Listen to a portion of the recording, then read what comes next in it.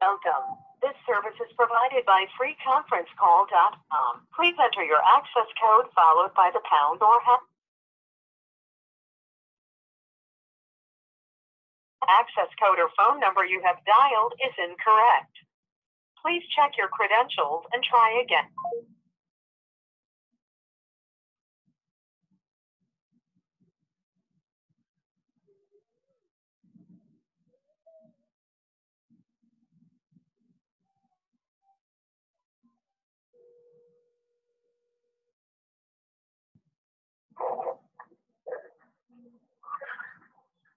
Hare Krishna. Hare Krishna Prabhuji. Prabhuji, the free conference call number that has been provided, that is not correct. The access code and everything.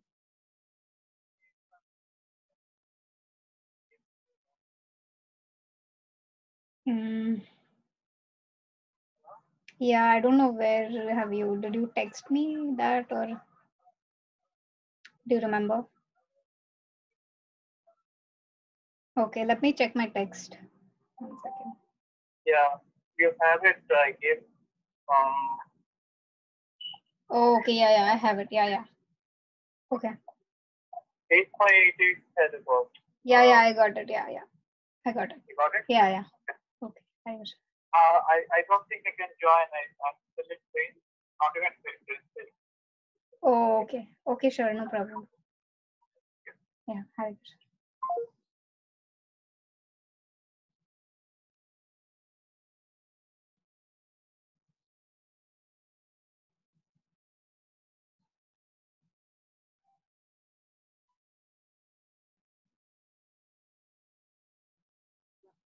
This service is provided by freeconferencecall.com. Please enter your access code followed by the pound or hash sign.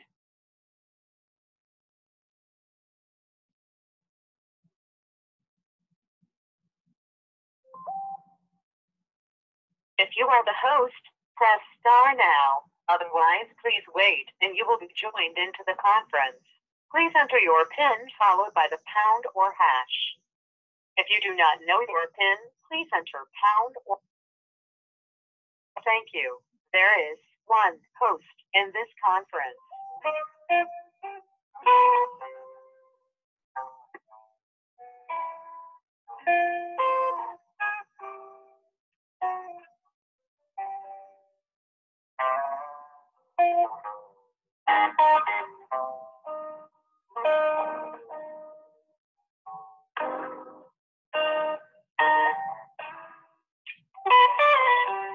To start the conference recording, press 1.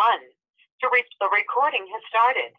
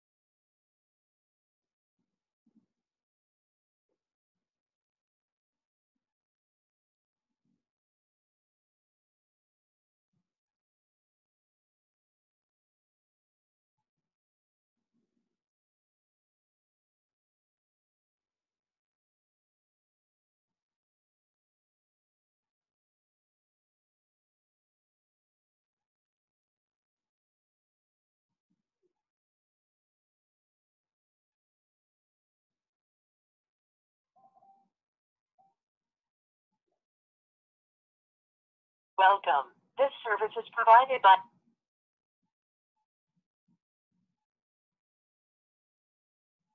If you are the host, press star now. Otherwise, please wait, and you please enter your PIN followed by the pound. Thank you. There is one host in this conference.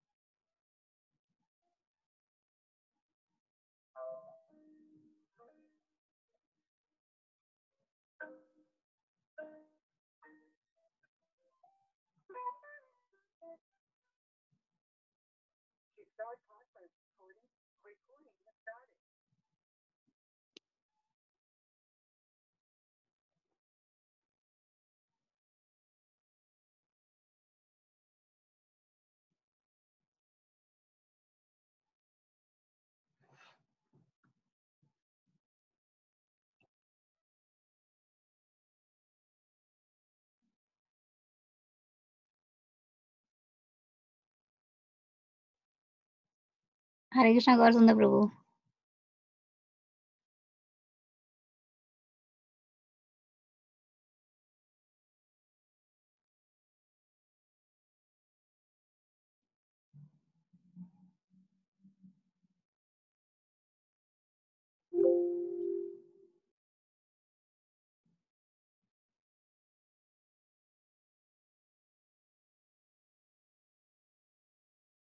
Hare Krishna, please accept my humble obeisances. All glories to Guru Maharaj and Srila Prabhupada. Thank you for joining our weekly discussion of Srimad Bhagavatam.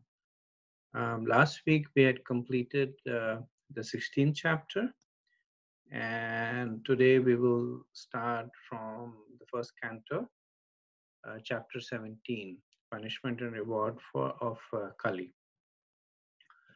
Om Namo Bhagavate Vasudevaya. Om Namo Bhagavate Vasudevaya. Om Namo Bhagavate Vasudevaya. Narayanam Namaskrityam Naram Chaiva Narottamam Devim Saraswatim Vyasam Tato Jaya Udirayet. Nashtaprayeshu Bhadreshu Nityam Bhagavata Sevaya. Bhagavate Uttam Shloke Bhaktir Bhavatir Naishtiki. Om Jnanatimirandasya Jnananjana Shalakaya Chakshurunmilitam Yena Tasmai Shri Guruve Namaha. Namah Vishnupadaya Krishna Pristhaya Bhutale Srimati Bhaktivedanta Swami Namine.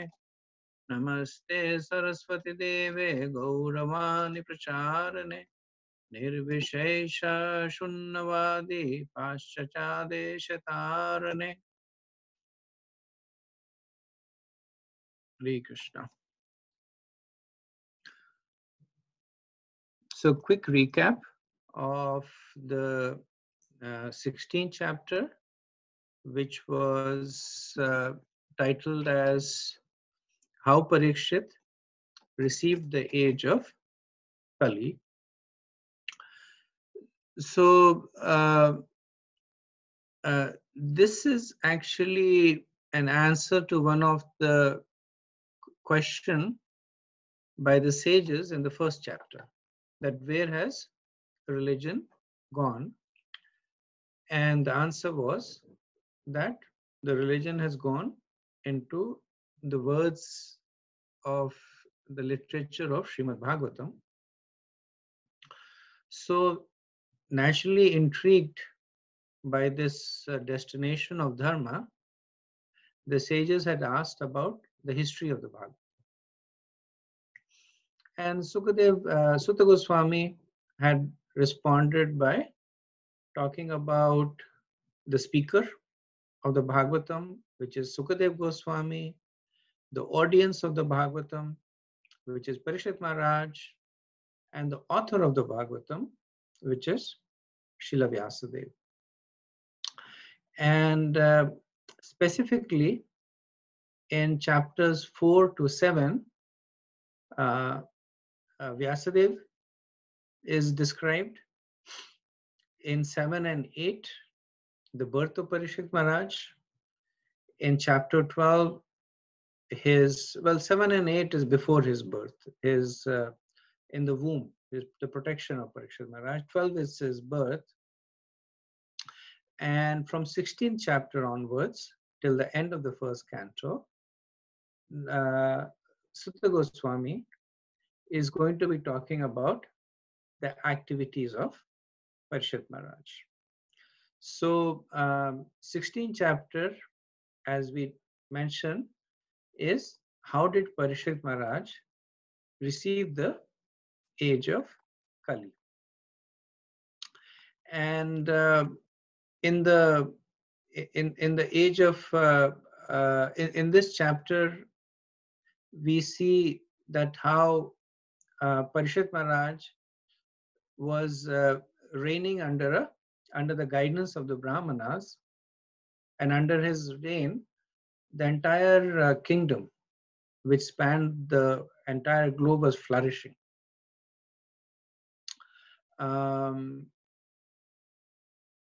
Sutta Goswami also mentions that how the king, who was situated in this position of being under the guidance of the Brahmanas, he punished the master of Kali Yuga, who was causing pain to a cow and a bull.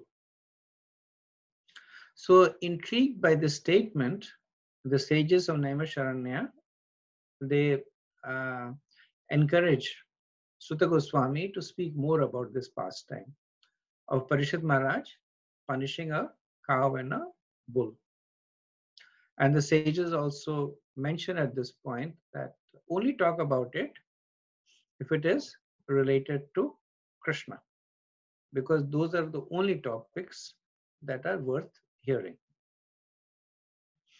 So Sutta Goswami, following this encouragement and request by the sages, he mentions that how Maharaj Parikshit, while ruling gloriously the kingdom, begins to perceive the influence of the age of Kali within his own kingdom in the form of irreligion.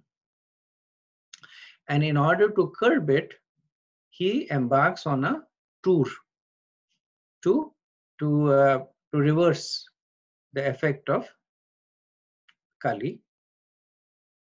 While touring, Maharaj Parikshit, he hears the glories of his ancestors, specifically the Pandavas. Then he encounters Dharma, who is wandering in the form of a bull. So the rest of the chapter is essentially a conversation between Dharma in the form of a bull and between Mother Earth in the form of a cow. So while this conversation is happening, Maharaj Parikshit is not present. He actually arrives towards the end of the conversation. And so the conversation essentially has two parts. It has a series of questions that is posed by Dharma, inquiring about the miserable, pitiable condition of earth, personified by the cow.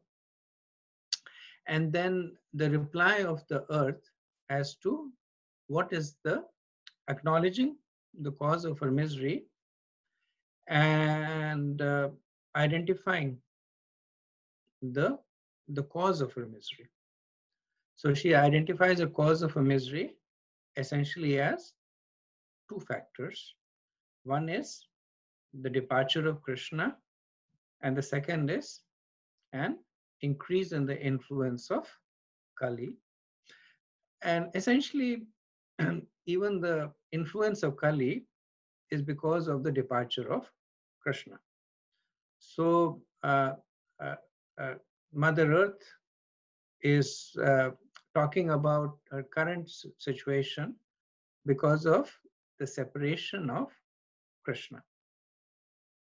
So while this conversation has happened at this point, Maharaj Parikshit also arrives.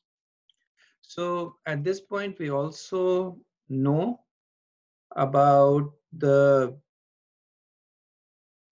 statement that is made by the Acharyas, specifically Vishwanath Chakravarti Thakur, that this conversation is more of a metaphor that is happening in the meditation of Maharaj Parikshit. So it is happening in a trance, but it is not a figment of imagination.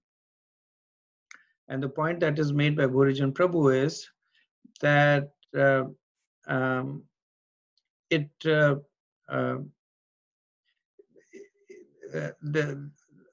events that are unfolding are factual, but they're represented metaphorically. So just because the conversation is happening in the trance of Parishad Maharaj does not make it imaginary.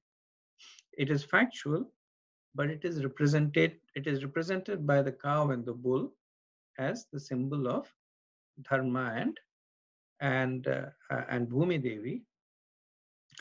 And the facts that are discussed, the situation that is presented, are all factual. And the reason that they're considered factual is because of the position of Parishad Maharaj. That when great men, they embark their meditation or their logic, the line of reasoning, if we do it, it could become whimsical. But when a Raj Rishi like Parishad Maharaj does it, then one can understand that it is as close to factual as possible. So this is where the previous chapter had ended, and we will now begin on the 17th chapter, which is punishment and reward of Kali. So this chapter has 45 verses, and so I'm not sure if we'll be able to finish this chapter in two lectures, because some of the verses are philosophically dense. They talk about dharma's consideration of one of the key aspects of doership. So as we know that this whole notion of doership is key to almost all the philosophies, and this is introduced and discussed by Dharma, and also this whole philosophy of what can be termed as crime and punishment. That what is a just punishment for a crime. So it's a philosophical chapter. A lot of the verses are kind of flow through, but there are a few verses in which Srila Prabhupada and Vishwanath Chakravarti Thakur, Jiva Goswami, they have written extensively on the verses to make the philosophical point. So we'll see. I'll try to do it in 2 weeks, but I think safer would be 3 weeks. But we'll see how that goes. So let's look at the flow in this chapter. So the previous chapter ended with Maharaj Parikshit arriving when the conversation between the cow and the bull is going on. So the chapter begins with Maharaj Parikshit challenging and threatening a low-class man dressed as a king who is beating the cow and the bull. Maharaj Parikshit then questions the cow and the bull as to the cause of their suffering. Then the bull, which is Dharma, he addresses the inquiries of Maharaj Parikshit, which is where there is a lot of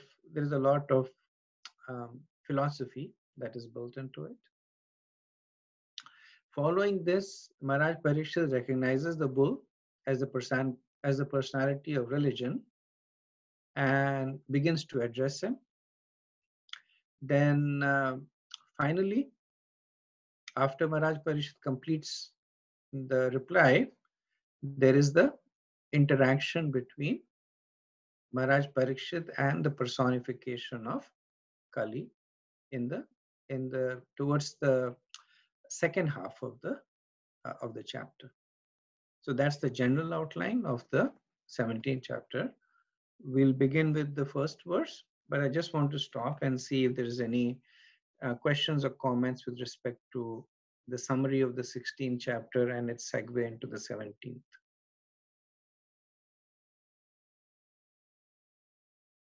Prajit, following back on the question from last week about the 4 regulative principles and like the hierarchy, is there, were you like able to dig in a little bit? Yes and no. So on your behalf, Parishad Maharaj talks about it in this chapter. So when he talks about it, we will discuss it more. So there is, so I think you had asked me that if one regulative principle depends on another. So the answer to that is a little bit blurry because the attribution of the regulative principles to the legs of dharma itself is not very concrete. Different acharyas have different conceptions on it, but yet there is some level of hierarchy, and when that verse comes, we'll discuss it. Provided, I'm not sure if this verse will come this week. This lecture, I think it will come in the next lecture. But yes, to a great extent, that question is addressed, not to the specificity that you asked for, but like I said, to a great extent, that question will be addressed. Thank you, Prabhu.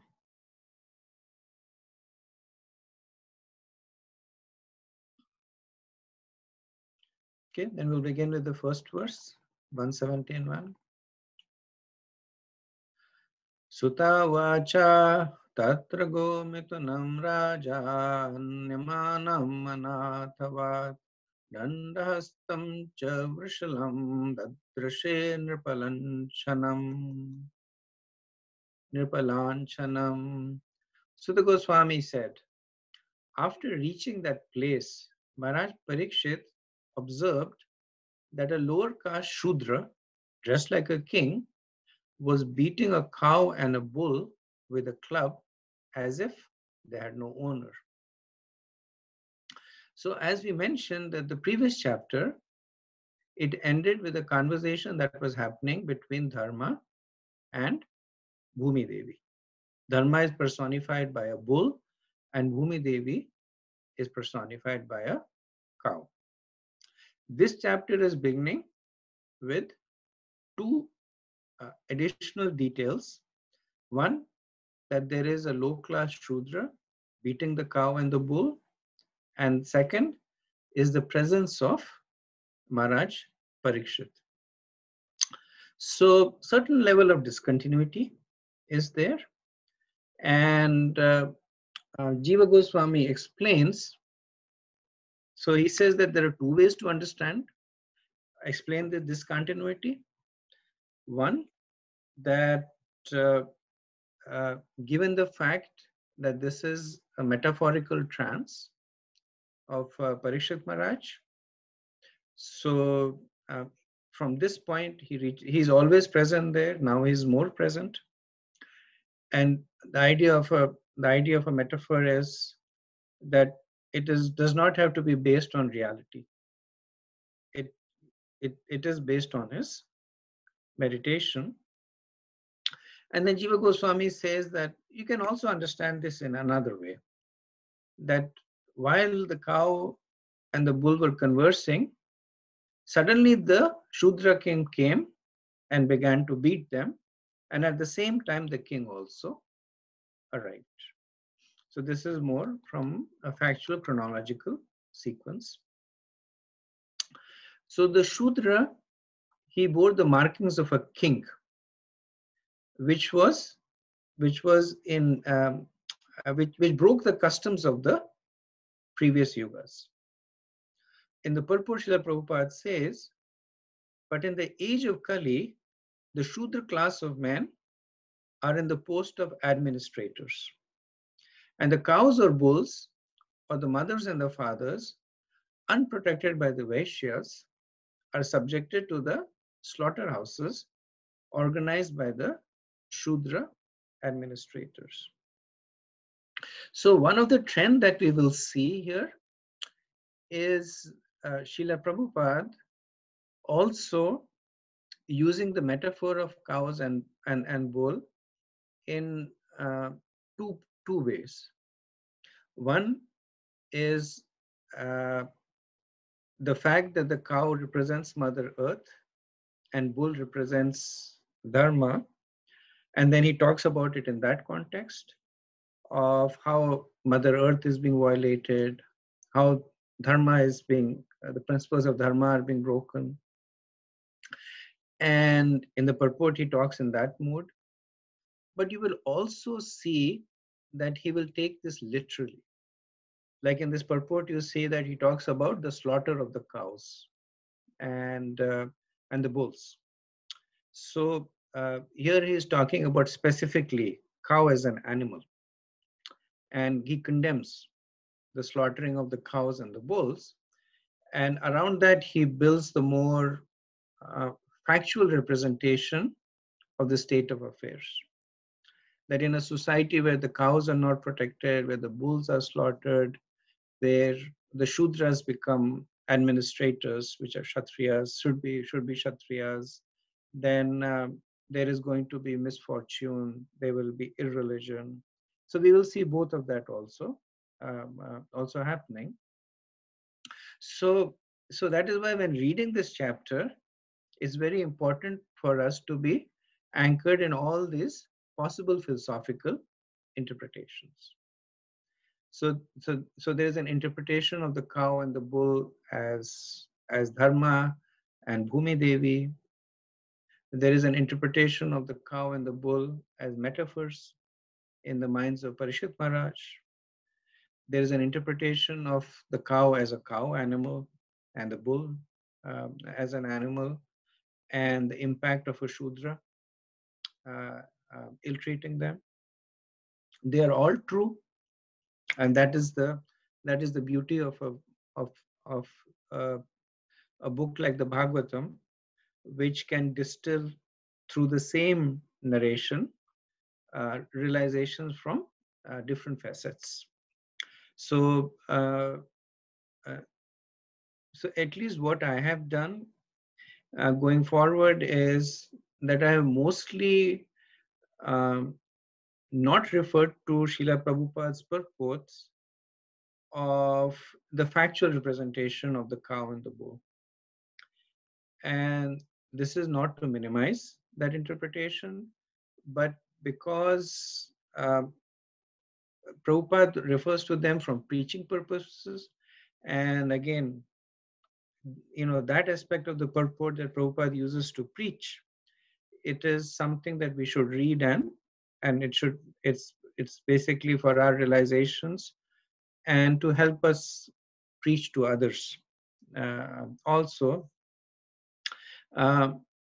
mostly my explanations will be more from the metaphorical perspective of the interaction between Bhumi Devi and Dharma. And again, for the sake of emphasis, I'll repeat that this is not to minimize Srila Prabhupada's explanation of the literal understanding of cow and the bull and the state of affairs in the current day of affair in the current day, but because that part of the understanding is more obvious. Srila Prabhupada is almost stating, it's like, Srila Prabhupada stating the current state of affairs. And in the interest of time, and with the understanding that all the participants will be reading, uh, will be reading the purport, I will either not refer to it or I will refer to it uh, minimally as a placeholder there.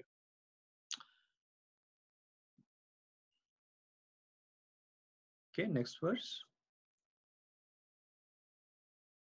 Rashamrnala me antam eva bipyatam vepamanam padakena siddhantam shudratāditam. The bull was as white as a white lotus flower. He was terrified of the Shudra who was beating him. And he was so afraid that he was standing on one leg, trembling and urinating. So the word that is specifically used here is mehantam. And mehantam means as if urinating. So the acharyas say that mehantam can be used in a literal sense to reflect the state of extreme anxiety. So one of the symptoms of extreme anxiety is this, that animals pass stool and urine. So Parishad Maharaj or Sutta Goswami is calling attention to that, to emphasize on the state of extreme anxiety. Vishwanath Chakravarti Thakur also and Jiva Goswami also, they say that mehantam also means flowing. So they say that mehantam means that the bull was standing and it appeared to be flowing away or disappearing. So when Parishad Maharaj saw the bull, it was as if, so sometimes when you see a smoke that is coming and then the smoke disperses. So it is there and then it becomes more and more dilute and then it disappears. So so this is representing the state of dharma, that dharma was standing there as if it is becoming in mehantam, means as if it is disappearing. Trembling. So vipamanam. So vipamanam indicates that trembling with fear. Also, it means that the bull was in no way trying to oppose the Shudra that was beating him. So it talks about the submissive attitude of the bull. So the bull by nature is a very strong animal, and it's considered to be so strong that in the wild, even the lions stay clear of the bull, because when the bull gets angry, they can simply pick up the lion by the horns and throw them several feet into the air. So they will only attack a bull if it is sick or if they are in a horde and the bull is alone. Otherwise, they will typically stay clear of the bull. They're strong, sturdy, and notoriously short-tempered animals. But here, Vepantam means that there is no opposition. It is simply standing there, submissively being beaten by this Shudra. In the purport, Srila Prabhupada talks, the next symptom of the age of Kali. So in the previous purport, he talks about how literally the general populace will kill the cows and the bulls, and the administrators will do nothing to protect them. So here he's picking up on that. So he says the next symptom of the age of Kali is that principles of religion, which are spotlessly white, like the white lotus flower, will be attacked by the uncultured Shudra population of the age. They may be descendants of Brahmins or Kshatriyas, forefathers. But in the age of Kali, for want of sufficient education and culture of Vedic wisdom, such a Shudra-like population will defy the principles of religion, and persons who are religiously endowed will be terrified by such men. So we see here Srila Prabhupada also, he is moving back and forth between the two interpretation. Previous was, yes, in the age of Kali, cows and bulls will be slaughtered. Here he's talking about that the bull that represents dharma is being attacked by the Shudra that represents the unqualified people in the age of Kali. So the spotless white color of the bull is akin to the spotless nature of dharma. So spotless means that the dharma is never wrong. Blemish means that there are faults. The spotless means that there is no fault. It is white means that it is not colored. So the coloring comes by the modes of material nature, but dharma is even though it deals with the modes, but itself is not colored by the modes.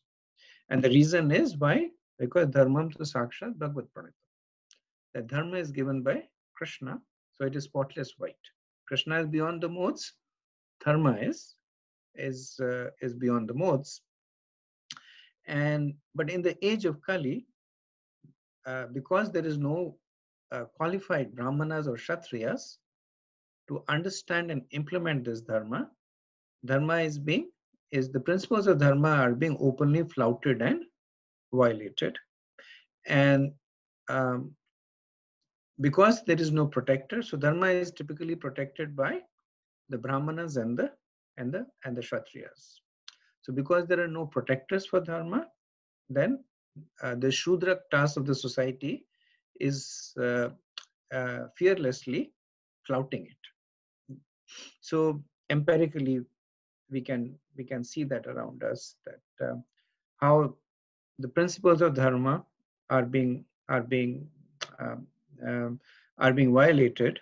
And Prabhupada in one of the purport writes that it's actually violated under the protection of the state. The state actually encourages these violations. Okay, verse 3. Gam chadarna tu gam dinam brasham shudra padahatam vivastama shruvadanam kshamam yavasam ichchatim. Although the cow is beneficial because one can draw religious principles from her, she was now rendered poor and calfless. Her legs were being beaten by a Shudra. There were tears in her eyes, and she was distressed and weak. She was hankering after some grass in the field. So now the attention turns to the cow. Previous verses were talking about the situation of the bull. But now Sutta Goswami begins to describe the situation with the cow. So Dharmadukam, that Dharmadukam, and this is where there is this correlation that is built between the cow and the bull. So the bull is dharma and the cow is dharmadukam. So dharmadukam means that which is beneficial to dharma. So the principles are established by dharma, and following the principles is enabled by Mother Earth. In this context, one can understand that Mother Earth, personified by cow, creates all the paraphernalia by which dharma can be followed. So the milk that is used for nourishing the finer intelligence, then the ghee that is used for the yagyas, the paraphernalia, the wood that is used to light the fire, all this is coming from the cow. And from a more a wider perspective, we can see that when we are put on the earth, then the way that we follow dharma is by using the facilities that are given to us in the proper way. So Mother Earth provides us food. We can either exploit it or we can use to follow the principles of dharma. Mother Earth provides us nourishment, and we can use the intelligence nourished by Mother Earth to perform Krishna Sankirtan, or we can use it to perform sinful activities. So everything that we have when we take birth in this very body that we have is provided by Mother Earth. And we can either use it for the purpose that it's been given to us, or we can misuse it. So here, Sutta Goswami is saying that, and he's establishing the position that the cow is beneficial because one can draw religious principles. But now he says that she has been rendered poor and calfless.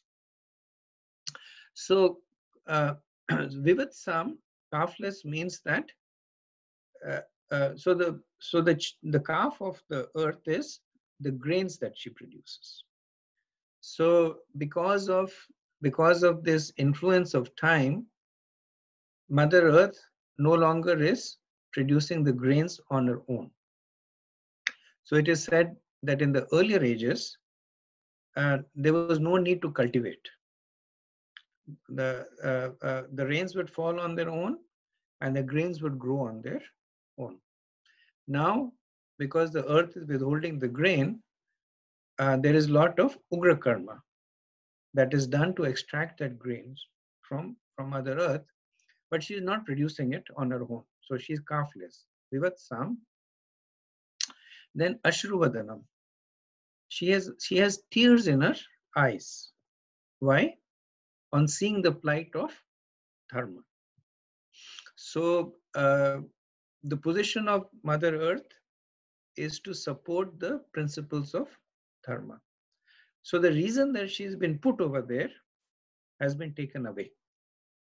She is there to enable the jivas, especially the ones who have to have the human form of life, to practice dharma. But they are using her for adharma. So that is why Ashruvadana. That is why she has tears in her eyes. Then Kshamam. Kshamam means that she is emaciated. And the reason that she is emaciated is that there are no yagyas that are being done. There are no sacrifices that are being done. And ichatim yavasam. And because the no sacrifices are being done, she is hankering for her share of the sacrifice. So Mother Earth is a demigoddess, and as we know, the demigods, they flourish on the portion of the sacrifice. So in the age of Kali, because yagya is stopped, so the demigods no longer get the portion of the sacrifice. So that is why they are emaciated and hankering for it. So the analogy that is used over here, she is hankering after some grass in the field.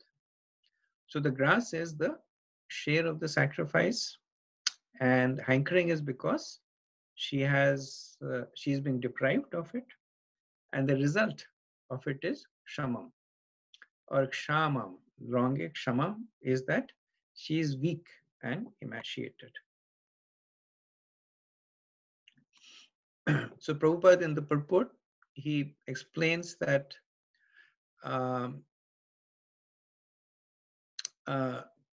so once again, here Prabhupada is talking about this verse from a literal perspective.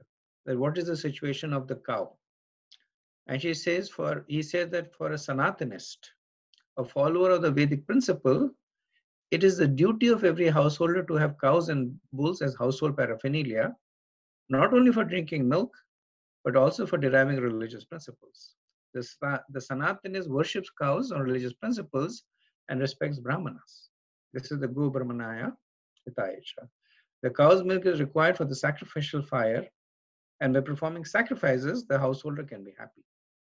The cow's calf is not only beautiful to look at, but also gives satisfaction to the cow, and so she delivers as much milk as possible.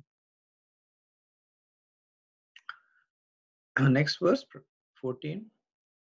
Papracharatham arudaha kartaswar parichadam megagambiraya vacha samaropita karmukaha.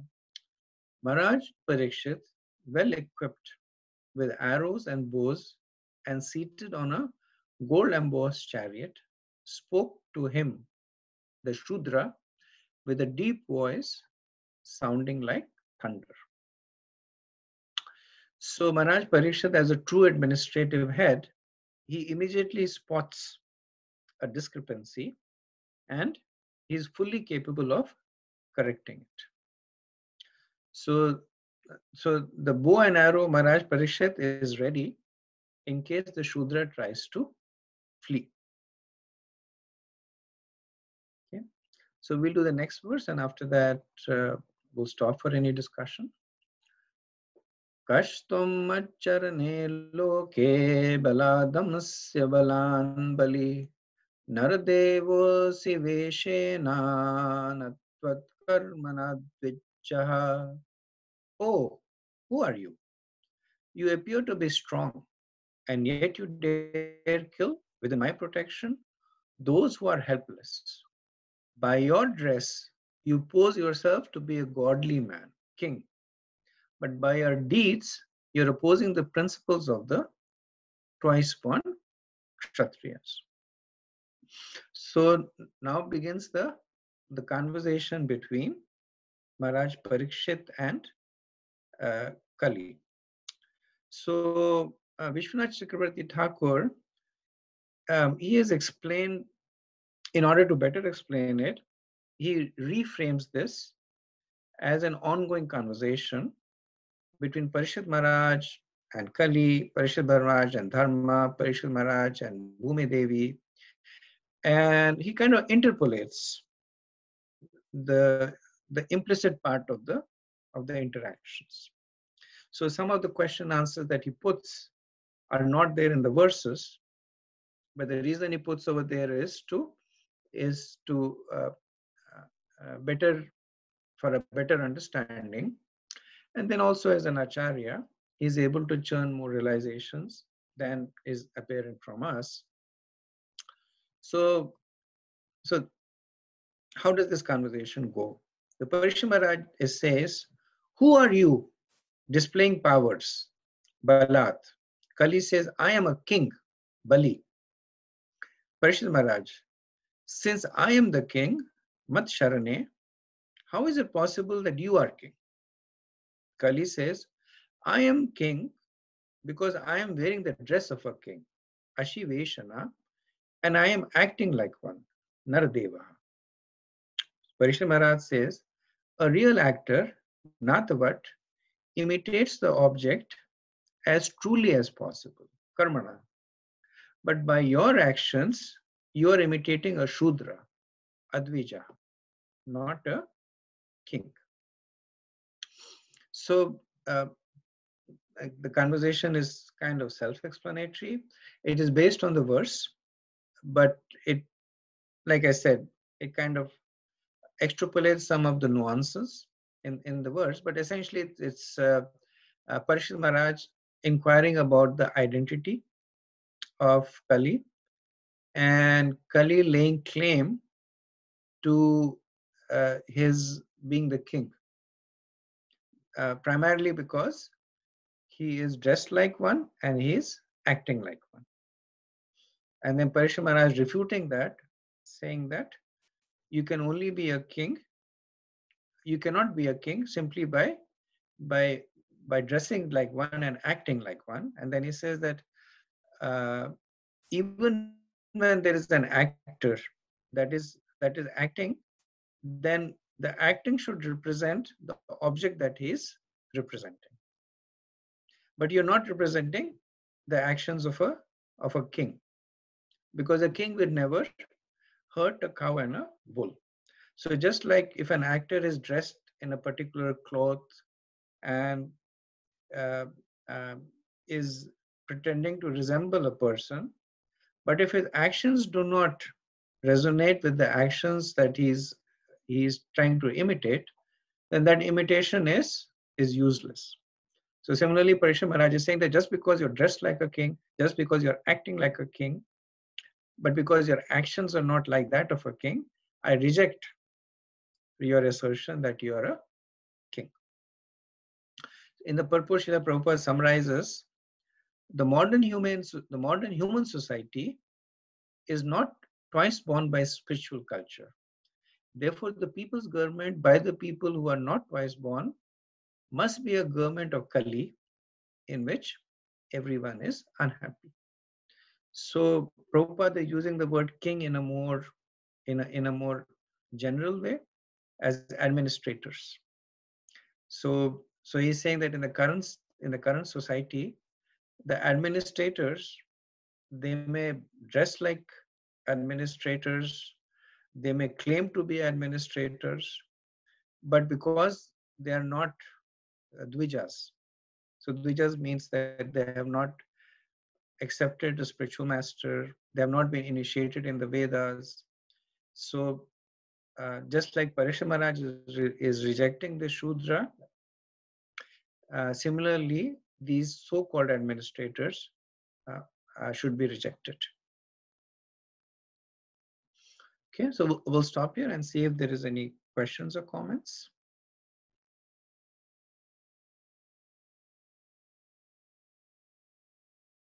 Hare Krishna, Prabhuji, this is, I don't know if I'm like going too far with my imagination, but just wanted to like ask if it makes sense. Like, you know, I mean, we're like this cow and bull representation, this cow and bull basically, like, you know, do they represent anything within us that basically we should be um, aware that if they are like killed basically, or you know, if they are like harmed in any way, then uh, basically they're kind of like pillars um, of dharma, and you know, if they're like destroyed, then basically the foundation will be destroyed, or you know, like we won't be able to practice spiritual life, like that kind of thing. Your statement is mostly true, other than the fact that do they represent something within us. So so the bull represents dharma, and the cow represents Bhumi Devi. So in the earlier verses, this relationship between dharma and Bhumi is established, that through the agency of Mother Earth, the principles of religion are followed. And who is it pointing to? It's pointing to us, that we, through the agency of Mother Earth, are supposed to follow the principles of dharma. So I think the assertion that you're making, that does it point to us? Yes, you're absolutely right. Does it point to anything within us? Not sure. You know, the metaphor is what it is. Does dharma represent one meditation between us, or the cow represent another meditation within us? Not sure about that. I haven't seen Srila Prabhupada or any of the other acharyas extending it to that perspective. You know, but like I said, Srila Prabhupada and the acharyas, they go back and forth between considering the cow and the bull to be literally the cow and the bull, and the cow and the bull to be a representative of Bhumi Devi and Dharma. And both of them have very similar connotations. So like Srila Prabhupada says that if the cow is protected, the principles of religion are protected. So, you know, the same concept of that the principles of dharma need to be protected. Why do we protect the cow? Because Krishna says so. That becomes our dharma. So there is certain convergence between the two metaphors. That's how far I would go in terms of deciphering it. Probably not to the extent of trying to internalize them into something within us. That's just my thoughts. Sure, Prabhu. Thank you. Hare Krishna, Prabhu. Please accept my humble obeisances. Gaur Sundar Das.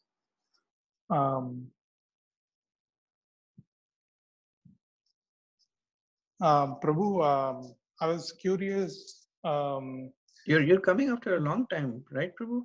Or did I just miss you? I was there last couple of classes. Before that, I was off for a month or so. Oh, okay. Welcome back. Thank you, bro. So I was curious, just like the entry of Kali Yuga, between after Dwapara Yuga entering Kali Yuga, there is this scene being set, the transition. Is there a similar transition that happens between every yuga, between Satya Yuga and Treta Yuga and Treta Yuga and Dwapara Yuga? Something like this happens, and there is a lamentation that there is one pillar of religion is being destroyed. I would agree with the first statement you made, not so much with the second. That in the third canto, there is description of what is called the Yuga Sandhi, which is essentially the transition from one yuga to another. The Yuga Sandhis is generally represented by a region, by a time of increased anarchy relative to the context. So Satyug to Treta Yuga, there is that increased anarchy. The second point that you made is with relationship to pillar of dharma being broken. So it's not like this. It's like a discrete step that happens. There is Satyug. At the end of Satyug, all of a sudden one of the pillars was, people are austere, and then from Treta Yuga they stop being austere. And in the age of Kali, it's said that truthfulness disappears. So it's not that as soon as truthfulness disappears, Kali starts, everybody starts telling lies, because even now, 5,000 years in the age of Kali, we consider Satyam to be mostly intact. So Prabhupada explains this as that it's more or less like a process, that it gradually diminishes. And there are some more thoughts about it also. So I don't want to give away Parishad Maharaj's thunder. He will actually ask this question more specifically, and there is some more elaborate answers given to that. So just recapping the answer, that yes, there is a period of relative anarchy between the transition of yugas, and no, the principles do not abruptly change, they gradually change from one yuga to another. Thank you, Prabhu. Just one more. So in between this transition, is there any characters like Parikshit Maharaj and Dharma and the bull and the cow, something like that, characters emerge during this transition and have a conversation, or there is no such thing? Only it happens only in Kali Yuga. Not sure if I know the answer to that. It definitely happens in Kali Yuga when Dwapara Yuga merges into Kali Yuga, but I'm not sure about if there is something that happens in every Yuga Sandhi. Now we know that when Kali Yuga becomes Satyug, then Kalki comes. So he's the one who shepherds the transition from Kali Yuga to Satyug. But I'm not I don't know one way or the other if there are similar, if there is somebody similar appearing who's shepherding the transition from one yuga to another. Thank you, Prabhu.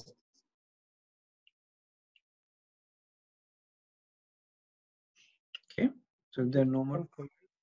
Yes, Sarang Prabhu. Can it be understood? It is also like we said like a coup when a political party is in power, and then some radicalists come or military come and say they come and take the whole power, like like monarchy being harassed or taken power by some people, illiterate completely, like the Sudra coming to take Mahat Parikshit is still in power as a king, but he's pretending to be a king. Yeah, I think your characterization is accurate.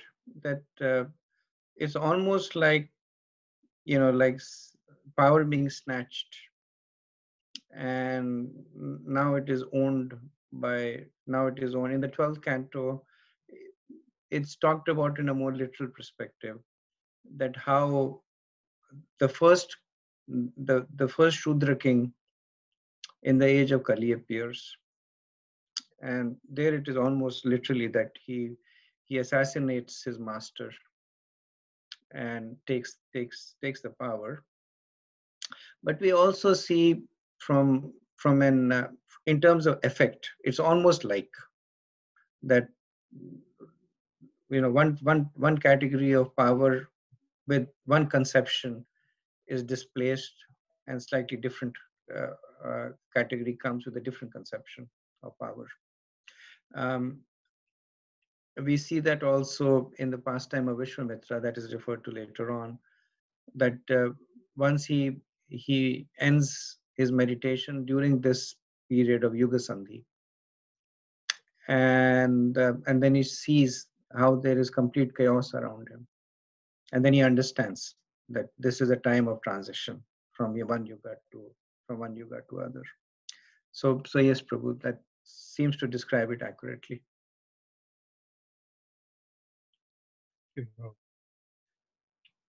Thank you. Anything else? Any other questions?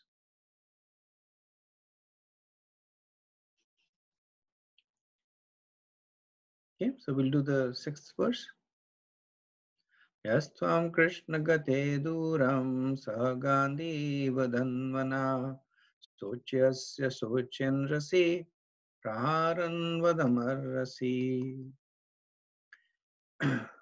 You rogue, do you dare beat an innocent cow when Lord Krishna and Arjun, the carrier of Gandiv bow, are out of sight? Since you are beating the innocent in a secluded place, you're considered a culprit and therefore deserve to be killed. So we continue with this implicit conversation that we started from the previous verse. So in the previous conversation ended with Parishad Maharaj dismissing Kali, saying that you're not really a king, because just by wearing a particular garment and acting in a certain way, one does not become a king. So now in this verse, Kali says that I am a king. Just as you are the king of this country, I am the king of this time. So this is Kali refuting Parishad Maharaj's position that how can you be king when I am king? So he is saying that yes, fine, I accept the fact that you rule this earth, so you're the king of this entire world, and I'm the king of this time. Because we are both kings, you have no power over me. So Parishad Maharaj asks, before Krishna departed with Arjun, where were you? Kali says, I was present, but I did not have power because of fear of them. But today, I have no fear. Parishad Maharaj says, fear me. You're a pitiable person. You deserve to die today. So essentially, Parishad Maharaj is condemning the the the position and the actions of Kali, saying that you're beating an innocent and a secluded person, so you deserve to be killed. In Kram Sandarbha, Jiva Goswami, he says that this statement by Maharaj Parikshit, Krishna Gate Duram Saha Kandiva Dhanva, which translates to Krishna departed along with Arjun, the bearer of Gandiva bow. He says that this statement should also be taken literally. So in 1865, this is Jiva Goswami speaking, he said that in Bhagavad Gita 1865, Krishna made this promise to Arjun, Mam evashasi satyam te pratijano priyasmi, which translates to, thus you will come to me without fail. I promise you this because you are my dear friend. In the Mahabharata, it is stated that Yudhishthir saw Krishna endowed with the spiritual body, which was similar to the form he had previously seen. Krishna was shining, with his body decorated with attractive weapons, and was worshipped by brave Arjun, who was also shining. He saw Krishna in his Swarup. So the point Jiva Goswami is saying that when Parikshit Maharaj says that Krishna has departed with Arjun, it is pointing to an event that happened. So in the previous to previous chapter, we saw how Krishna left and then Arjun gave up his body, meditating on Krishna. But it is also pointing to a literal fact that Krishna along with Arjun. So Krishna and Arjun are eternal associates. So Krishna along with Arjun had departed. So these are known as the Saraswatak interpretation. That the acharyas say that many times when great personalities speak, then Mother Saraswati sits on their tongue, and what they say becomes literally true also. So we see a lot of that in the Gopi Samvad, when the gopis are glorifying Krishna.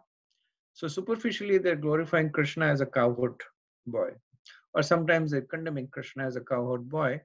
But the Saraswati interpretation of it is the glorification of Krishna as the supreme personality of Godhead. Both Vishwanath Chakravarti Thakur and Bhakti Vinod Thakur, they actually have this very interesting dual lines of understanding conversations. That when gopis are talking about Krishna and they're saying that you're a rascal, then they read the Sanskrit word a little bit differently and basically translate that you're the personality of Godhead. So this is considered to be the Saraswati interpretation, that Mother Saraswati is giving access to deeper meaning.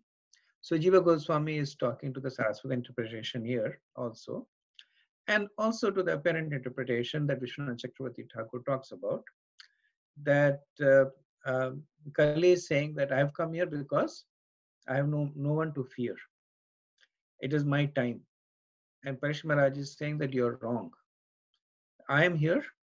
I am here to kill you. So you should fear me. Prabhupada talks about it from a more symbolic level. So he says that in a civilization where God is conspicuously banished and there is no devotee warrior like Arjun, the associates of the age of Kali take advantage of this lawless kingdom and arrange to kill innocent animals like the cow in secluded slaughterhouse. So Prabhupada once again speaks about it, that Krishna and Arjun being gone means that in a society where God is banished, and Arjun was a Kshatriya devotee of Krishna to implement dharma, so there is no one like that. So what do the people in the age of Kali do? That they take the principles of religion and destroy them, or in a more literal sense, they slaughter cows. Verse 7. Tamvamrana ladhavla pade nyunapada charan prasharupena kim kaschid devana parikhedayan. Then he, Maharaj Parishad, asked the bull, "Oh, who are you? Are you a bull as white as a lotus flower, or are you a demigod? You have lost 3 of your legs and are moving on only one. Are you some demigod causing us grief in the form of a bull?" So, in order to fully comprehend the situation, Maharaj Parishad now inquires from the victim. So far, there was this implicit conversation going on between Maharaj Parishad and Kali. From a more explicit perspective, he was chastising Kali, and Kali is quiet. We haven't seen Kali Vacha. That happens much later in the chapter. Now Maharaj Parikshit, he turns his attention to the bull, and this is the duty of one who is executing justice, to look at things from everyone's perspective. So he's inquiring from the apparent victim. He had previously inquired from the perpetrator, and that will help him come up with an impartial judgment. So what does he ask? He says that, "Who are you? I have not seen such emaciation and misery even in my dreams. Are you some deva come to cause us grief, or are you giving us a glimpse into the future?" So this also means that Parishad Maharaj is acknowledging the position of devas as the cause of grief. So this is one of the 3 kleshas, the Adidevam klesha, where the devas, they are the cause of kleshas. So Parishad Maharaj is basically at one level asking that, are you a demigod that has come to cause us grief, the Devam kleshas? Or else, who are you? Why are you so emaciated? Why are you so miserable? So one is a more factual inquiry, and the other is a slightly deeper inquiry, in which Parishad Maharaj is acknowledging the position of the bull as a demigod in that context. And later on we will see that he will develop both the themes. He will acknowledge the bull as the representation of dharma, and also the bull as a victim of the beating being given by the personality of Kali. Verse 8. Na jatu kaurav endranam durdanda parirambite bhutale nupatantyasmin vinate praninam sucha. Now for the first time in a kingdom, well protected by the arms of the kings of the Kuru dynasty, I see you grieving with tears in your eyes. Up till now, no one on earth has ever shed tears because of royal negligence. So Parishad Maharaj at this point is answering this question that why is he so vested in what is going on here? And so in India, sometimes it happens that, two people are quarreling and then a crowd comes around. And then people say, what's going on? Why is this happening? And then somebody will come and say, just mind your business. Go away from here. So same thing could happen, that there is Dharma as a bull, there is Mother Earth as a cow, there is Kali as a Shudra beating him. Parishad Maharaj is passing by in a chariot, and now he's stopping and asking all these questions. So any of the 3 might say that just go on, just go away, stop being just nosy. So Parishad Maharaj is saying, I'm not being nosy. I'm a king. As a king, it is my duty to make sure that no one in my kingdom is being unduly prosecuted. So I'm well within my rights to stop over here and ask you these questions that I am asking. So he's specifically asking that why are there tears in the eyes of the bull. And at another level, what he is saying is, why is dharma being violated by Shudras? The next verse, 9. Ma sarva ye yatra sucha vetu te varshaladvayam Maradiramba badram te khalana maya shastri. O son of Surabhi, you need lament no longer now. There is no need to fear this lokas Shudra. And O mother cow, as long as I am living as the ruler and subduer of all envious men, there is no cause for you to cry. Everything will be good for you. So as a perfect administrator, the first thing that Parishad Maharaj is doing is that he is assuring the victims of his protection. So he sees the bull and the cow being prosecuted, and after making perfunctory inquiries, he immediately offers them unconditional protection. So the protection that he says is that he says Saurabhya. Saurabhya is Surabhi is, as you know, one of the wives of Kashyap, and she is, from her the hoofed animals have come, which include the cow and the bull. So he's saying, oh descendant of Surabhi, so oh bull, there is no reason, Prashalad Bhayam, there is no reason to fear this Shudra. And then he addresses the cow as Amba, as mother. He says, oh my dear mother, Marodi, there is no need to cry. So what is his assurance? He says Bhadramte, that everything auspicious will happen for you. And what is the basis of his assurance? He says Khalana Maya Shastri, because I am present over here. I am Khalana means envious people, because I am the Shastri. So I am the subduer of Khalana, of envious people. So there is no need for you to fear. In fact, Bhadramte, everything for you is going to be auspicious.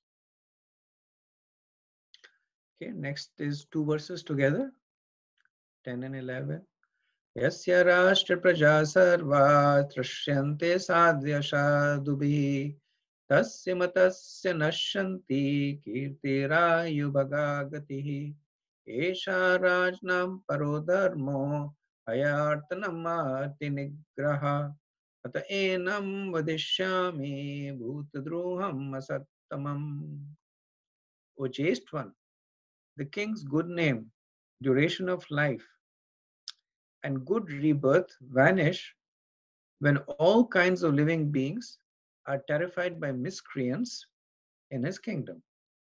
It is certainly the prime duty of the king to subdue first the sufferings of those who suffer. Therefore, I must kill this most wretched man because he is violent against other living beings. So Maharaj Parikshit is, and so now we can see this two emotions that are emerging. One is this strong sense of duty in Maharaj Parikshit as a king, as the upholder of the principles of dharma. And the second is that we see this strong sense of humility that is appearing over here. So he's saying that don't think that I will protect you don't think that my protection to you is any form of favor to you. In fact, the only reason that I'm protecting you is because it is me protecting my own name, my own fame, and my own subsequent lives. So he presents it in the opposite way, that a king who does not protect his subject, he loses his name. So name means kirti, respect, and he loses his next life. So which is another way of saying that he incurs sin, because the influence of sin is that it contaminates your subsequent lives. We see this similar focus in the Srimad Bhagavatam in the 10th canto, where there is the pastime of the Brahman in Dwarka who has been losing his sons, and then he comes and he chastises Maharaj Ugrasen that the reason I'm losing my son is because you're not a competent king. There's definitely something that you have done that is sinful, because of which I am bearing the consequences of your sin. And he says that you have probably not protected the citizens who are under your command. Because of that, you have incurred sin, and because of that sin, a Brahmana like me is suffering. So the same point is made. A similar point is made by Parishad Maharaj, that if I don't protect you, my dear Mother Earth, I will incur sin. So please allow me this service. And we see this mood of humility. Please allow me this service of protecting you, because it is actually for my own well-being. And along with that, we see this mood of Maharaj Parikshit as the upholder of dharma. So he says that most certainly, he says he means most certainly paradharma. It is my supreme duty to punish the asadhubi. It is my duty to punish this miscreants. So he's talking about, he's presenting his position as a king following the principles of dharma, and also he's also presenting his position as a devotee, that by rendering service to you, I am protected, and by not rendering service to you, my this life and subsequent lives are condemned. Vishwanath Chakravarti Thakur also says that in this verse, Maharaj Parikshit has made up his mind to kill the Shudra disguised as a king. In the purport, Srila Prabhupada writes, while commenting on this particular verse, we have in our presence the statement of a great modern politician who has recently died and left his will, which discloses his poor fund of knowledge of the codes of God mentioned by Maharaj Parikshit. So the codes of God mentioned by Maharaj Parikshit is the desire of Maharaj Parikshit to adhere to the scriptures. So Srila Prabhupada is talking about a great politician who has died, who is basically speaking the opposite. So Prabhupada goes on to say, the politician was so ignorant of the codes of God that he writes, and this is within quotes, I do not believe in any such ceremonies, and to submit to them, even as a matter of form, would be hypocrisy and an attempt to delude ourselves and others. I have no religious sentiment in the matter. So even though Prabhupada does not name the politician, but what Prabhupada is quoting is the last will and testament of Jawaharlal Nehru. So when he died, he wrote his will, in which he basically makes this point that in terms of his what is it called, his last ceremonies, because Nehru essentially was a Kashmiri Brahman, but he says that I don't care being a Brahman, I don't care about this Hindu ceremonies of burning and etc. etc. All this is I have no religious sentiment in this matter. So Prabhupada actually wrote this commentary in the mid-60s. Jawaharlal Nehru actually died in 1964. So Prabhupada was writing this commentary around that time. So we can understand that it was prominent.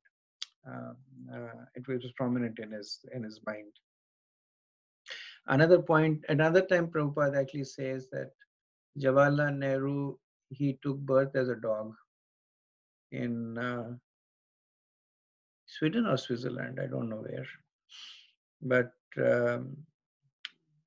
he does not write it in any of the books. I think in one of his conversation he says that some famous astrologer had read the horoscope of Jawaharlal Nehru and then predicted based on his time of departure, etc., that he's now living as a dog. It's kind of sad. Verse 12. Ko prishchattava padam stren saurabhya chatuspada ma bhuvam stvadrisharashtre rajnam krishnanuvartinam. He, Maharaj Parikshit, repeatedly addressed and questioned the bull thus: O son of Surabhi, who has cut off your 3 legs? In the state of the kings who are obedient to the laws of the Supreme Personality of Godhead Krishna, there is no one as unhappy as you. So we see a little bit of a deviation from the flow from the previous verses. So if you recollect in the first verse in this chapter, Maharaj Parishit had witnessed a Shudra dressed as a king beating a cow and a bull. In the subsequent verses, he had assured both the cow and the bull that Bhadramte, all auspiciousness will happen to you, and I will take care of punishing this king. Don't worry about it. Now we see that Parishit Maharaj has become the interrogator of the bull. He's saying that what's going on with you? Why have you lost your 3 legs?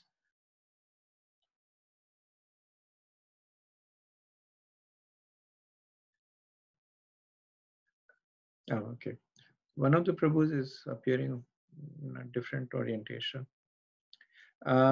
So as we mentioned earlier on, so it's not that Parishad Maharaj has suddenly begun to doubt the fact that Dharma and Bhumi Devi need protection, but in the mood of one who is a king, impartial giver giver of law, it is important for him to get a all-round perspective.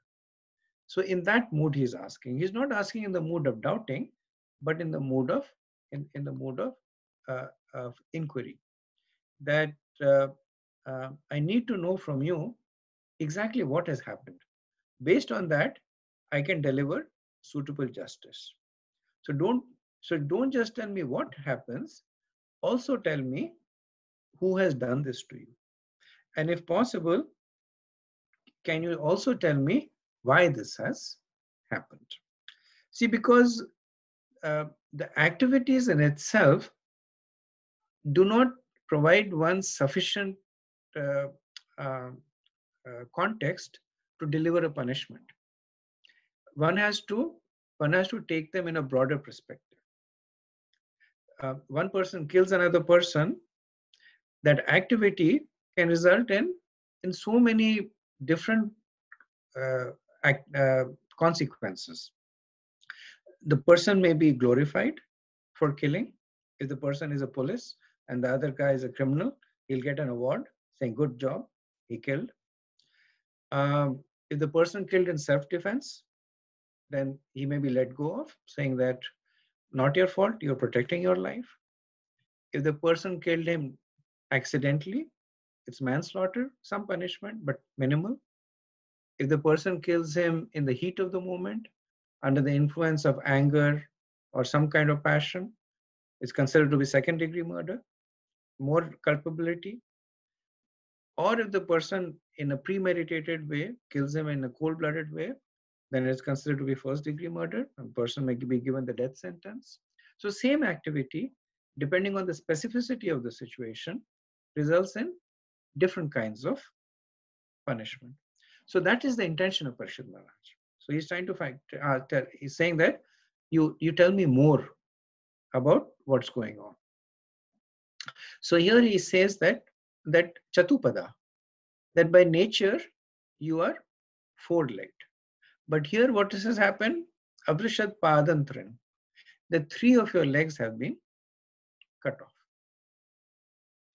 And in this verse, Parishad Maharaj is also making a very important correlation between religiosity and happiness. So he says that one who follows the rules of Krishna, Krishna Anuvartitam, Krishna Anuvartinam, Ma Bhuvan, should never feel grief. Right? So the point that is making is that there is nobody as unhappy as you are. But I know for a fact that one who follows the principles of Krishna should never feel any grief. So that is the essence of dharma. In the Mahabharata, this verse is said, dharma.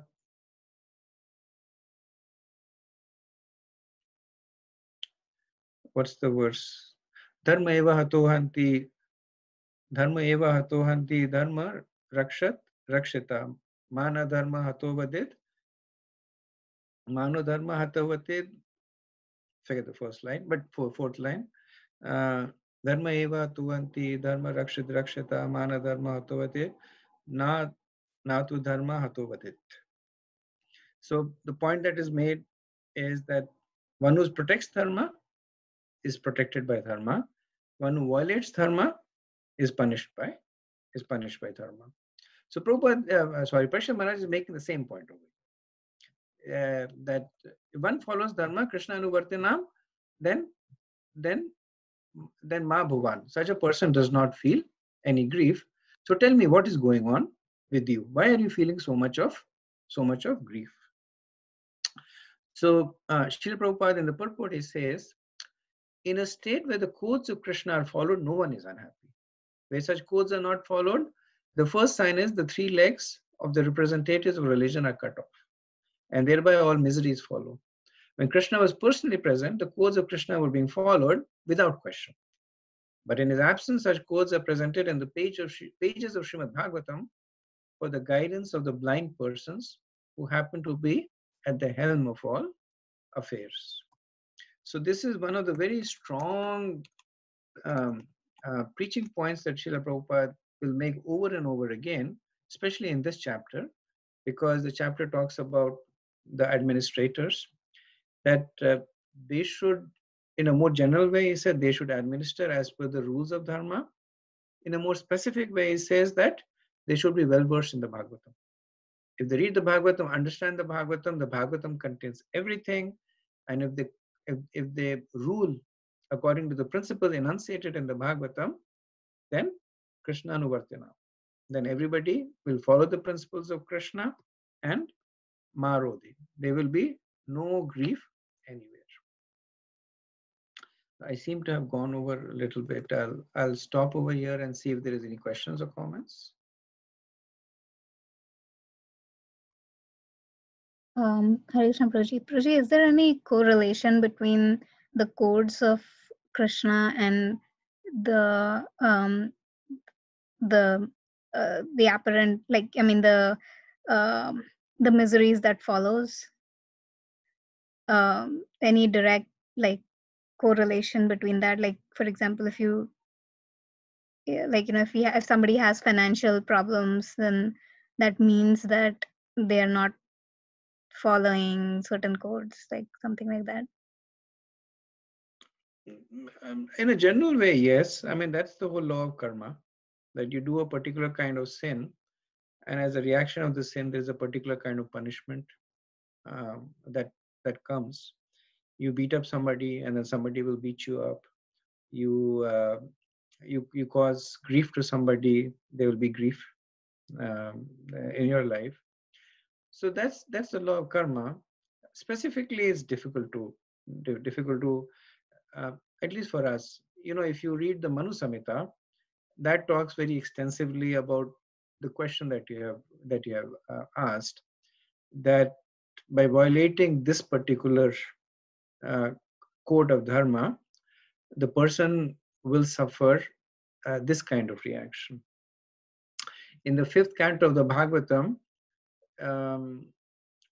it's spoken of in a more generic way, that the 28 hells are described, and what does a person do to be forced into those hells are described.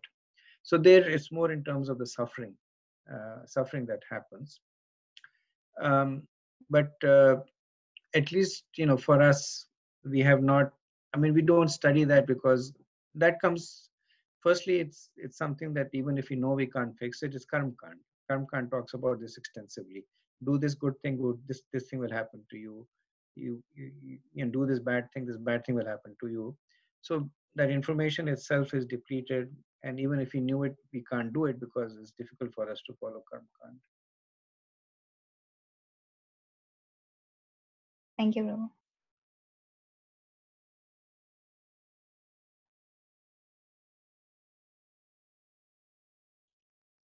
Any other thoughts, questions, comments? Okay.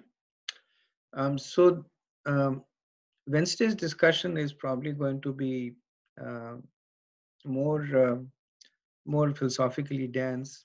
So if you can read the rest of the verses. So I don't think we'll be able to finish the chapter. I think I'll try and do it in three discussions. But the next week's the next discussion on Wednesday will actually contain most of the philosophical essence. And just for something for you to think about, the next set of verses basically address a very, I guess, a very core philosophical question about who is the doer. So it's basically the whole set of verses is going to answer this question: that who is responsible, who is culpable, who are the doers in plural, what is the joint responsibility. And this is of course addressed to some extent in the Bhagavad Gita, the ideas of the multiple doers and the relationship between one another, also addressed in this in a very condensed way, but both Srila Prabhupada and Acharyas, they give pretty extensive commentary. Some of the verses have pages and pages of commentary on them. So we'll of course try and condense them and present the essence. It'll help if you can read the chapters, read Srila Prabhupada's purport carefully. So I'll end here. Thank you very much. Vanchakalpatarubhayascha kripa sindhubhya ch patitanam pavanebhyo vaishnavebhyo namo namaha. अनंत कोटि वैष्णव वृंद की जय, शील प्रभुपाद की जय, निताय गौर प्रेमानंद, हरि हरि बोल. Hare Krishna. Thank you very much. Hare Krishna. Dhanavad.